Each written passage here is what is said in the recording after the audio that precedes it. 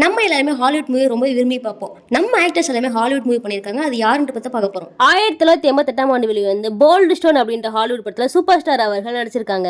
1952 வெளிவந்த ஜங்கிள் அப்படின்ற ஹாலிவுட் படத்துல எம்என் நம்பியார் அவர்கள் நடிச்சிருக்காங்க. 2020 வெளிவந்த டிராப் சிட்டி அப்படின்ற ஹாலிவுட் படத்துல ஜிவி பிரகாஷ் அவர்கள் நடிச்சிருக்காரு. 1997 வெளிவந்த இன்ஃபெர்னோ அப்படின்ற ஹாலிவுட் படத்துல மாதவன் அவர்கள் நடிச்சிருக்காரு.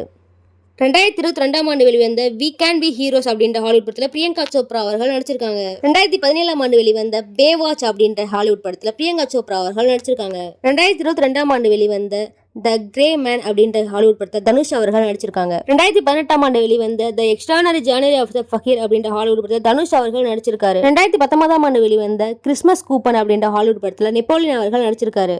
2007 வெளிவந்த த லாஸ்ட் லீஜன் அப்படின்ற ஹாலிவுட் படத்தில் ஐஸ்வர்யா ராய் அவர்கள் நடிச்சிருப்பாங்க. 2009 வெளிவந்த குயிக் கண் முருகன் அப்படின்ற ஹாலிவுட் படத்தில் நாசர் அவர்கள் நடிச்சிருக்காரு.